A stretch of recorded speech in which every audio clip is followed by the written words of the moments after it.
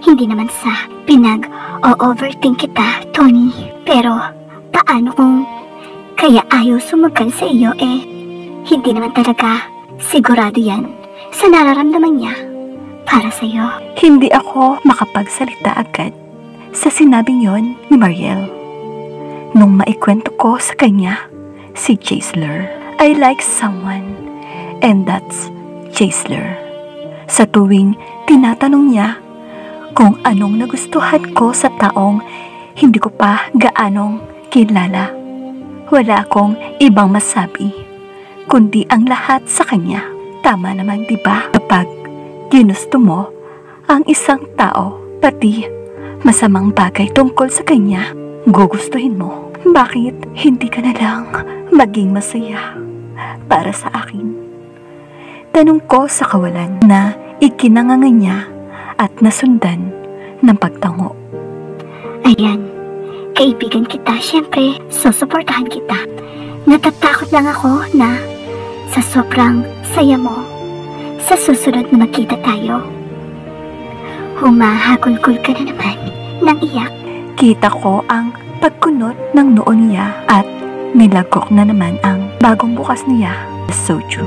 Napatingin ako sa cellphone ko nang makitang nag-message sa akin si Jaisler. Agad akong napangiti nang binasa ang message niya. Hindi ko na alam kung saan ilalagay ang nag-uumapaw na kilig sa katawan ko. He became the reason why I'm smiling every day. He became my inspiration and I'm falling for him. Sige, tangahan mo pa. Susuportahan kita. Tanga ka Napanguso ako nang marinig ko yun kay Mariel. Kung tutuusin ang bitter niya, pero alam kong concern siya dahil ayaw niyang umiyak na naman ako sa pangalawang pagkakataon. When I like someone, automatic ang lahat ng mangyayari sa akin. I can't even entertain another man or flirt back. It's just like I become a loyal dog to her honor. Even me, hindi ko nakikilala ang sarili ko kapag nagkagusto ako sa isang tao. Hi, masayang bungad ko nang tumawag siya sa akin. Then I heard him laugh a little. Hi, beautiful. Sorry, ngayon lang. Busy Yung thesis namin, malapit na ang pasahan. By the way, I miss you, Miss Beautiful. How are you? Kwentuhan mo ko. Bumilis ang tibok ng puso ko sa sinabi niya. Sino bang hindi kikiligin kapag sinabihan ka ng maganda ng taong gusto mo? Sinong hindi kikiligin kung yung taong gusto mo kinakamusta ka at magpapakwento? I miss you too. Nagkwento ako sa kanya sa mga nangyari sa akin ngayong araw. Yung tipong pagod ka pero nawawalang bigla. Sa tuwing kausap mo siya, hyper ka. Ha ha ha, ang cute mo talang. Huminto ang sasabihin niya nang biglang nag-hold ang tawag. Wait, talk to you later, Tony. Keep safe. Pinatay niya ang tawag na parang nagbigay ng sikip sa dibdib ko. Sino yung tumawag? At kailangan niyang patayin agad nang hindi niya tinatapos ang sasabihin niya. Ganun ba? Kaimportante yun? I waited. Lumipas ang oras at umabot ng 3:00 pero wala pa rin siya. I waited for nothing. Mali ko bang sobrang tagal pala ng later na sinasabi niya. Mas minabuti ko na hindi muna magsabi kay Mariel. Ayaw kong gumulo ang utak ko, lalo at ayaw kong masira ang image ni Jaisler ng tuluyan sa kanya. Hanggat maaari gusto kong sarilinin muna. Baka wala lang, baka paranoid lang ako. Sa tuwing makakakita ko ng sweet post, minemention ko si Jaisler. I want him to feel na siya lang ang gusto ko at kahit sa maliit na bagay, naaalala ko siya. Pero iba pala ang magiging pakiramdam niya. Tony, pwede bang huwag mo na lang ako i-mention sa sweet post o itag sa akin na tatabunan kasi yung mga mahahalagang nagnonotip sa akin. Minsan na message niya. So, hindi ako mahalaga. I-chat mo na lang sa akin kung gusto mo. Dagdag niya. Pero parang may nakabara na kung ano sa dibdib ko. Sorry, hindi na mauulit. To that, I thought, pakakalmahin niya ang utak ko na nagsisimula ng mag-overthink pero mali ako. Okay lang. Tanging sagot niya na ikinaiyak ko ng tahimik sa 5 buwan na parang kami. Pero hindi. Unti-unting nagbago ang Jaisler na kilala ko. He become more secretive. Yung tipong parang ang layo niya. Tapos mas lumalayo pa lalo. At ang maggagawa ko lang ay umiyak ng tahimik. Sino ba ako? Ano ba niya ako? Ni hindi ko siya matawag na akin. Ano bang karapatan kong magreklamo? Sabi nga nila, kapag walang kayo, tanggapin mo ang magiging resulta, masakit man o hindi ang magiging dulo. Wala kang pwedeng questionin dahil wala kayong karapatan sa isa't isa. Kahit sabihin nyo pang committed kayo, kahit walang label. Patuloy mo lang, sis. Kasi tanga ka. Kahit pangaralan kita, naniniwala ka naman sa mga sasabihin niya. Nakaramdam ako ng kirot ng dibdib ko nang sabihin yon sa akin ni Mariel. Hey, sabi ko sa mga classmate ko, uuwi ako na maaga kasi na-miss kita. Bungad niya na ikinangiti ko. Kilala na ako ng mga classmate mo. Tumango siya sa video call at tumingin sa akin. I told them na you are sweetest best friend na hindi makukuha ng iba kasi ako lang ang mahal mo, di ba?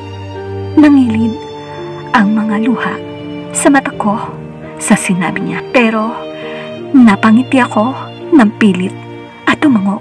Oo naman, best friend. Paano kami maging best friend kung iba ang pag-amin niya sa akin? Best friend, pero nagseselos sa tuwing may iba akong kausap. Best friend, pero sinasabing niya ako best friend, pero hindi. Ang sabi niya noon, nahulog na ang loob niya sa akin na gusto niya ako, na mahal niya ako, at ayaw niyang makikita ako na may kasamang iba. Pero mahirap bang aminin yun sa mga taong malalapit sa kanya? Kung gaano akong ka-proud na meron akong siya, pakiramdam ko, ganon niya rin ako kinakahiya sa tuwing pati siya hindi masabi kung ano ang meron kami. Alam mo, sis, kung gusto ka talaga niyan, he will take the risk.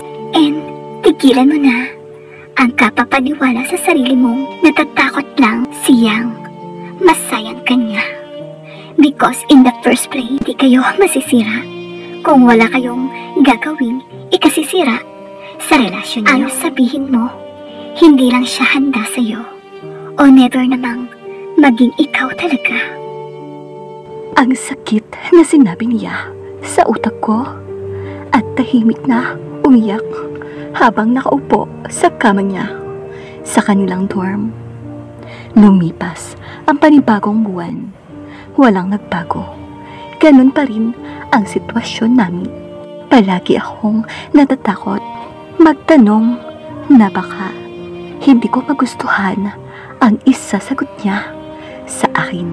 O alam ko na, pero takot akong tanggapin. But when the right time comes, siya na ang gagawa ng paraan para masira ang araw mo. Tony, alam mong mahalaga ka sa akin. Nagkaramdam ako ng kaba.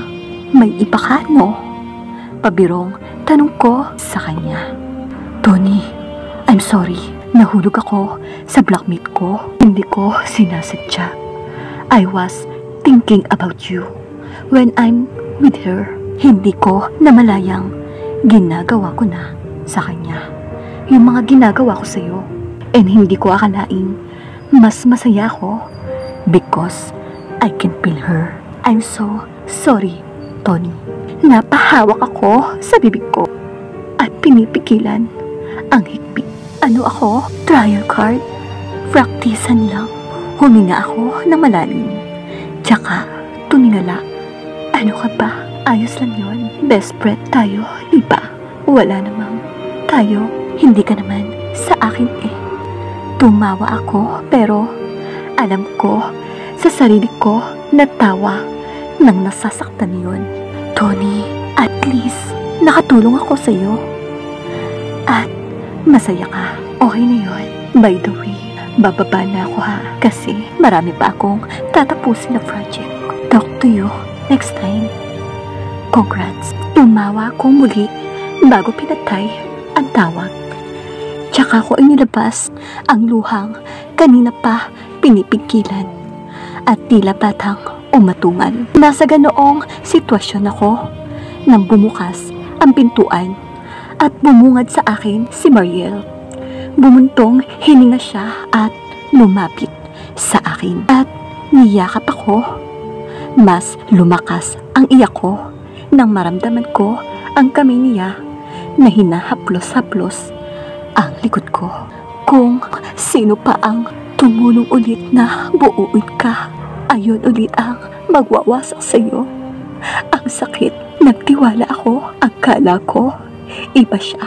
Mas lumakas ang iyak ko, pero parang walang tulong yun dahil mas bumigat ang pakiramdam ko. Hindi ibig sabihin na tinulungan ka niyang buuin ang sarili mo, ay hindi ka na niya kayang sirain ulit.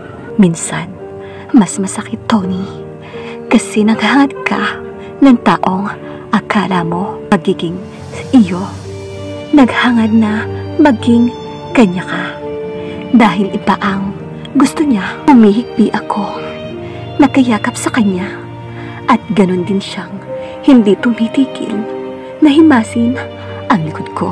Alam mo, ginto tayo. Ginto ka.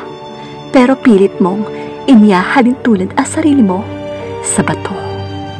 Kaya imbis na ikaw ang pahalagahan, yung batong inaakala niyang ginto ang nakikita niya kasi masyado mong pinahalagahan at ibinigay doon sa taong yon.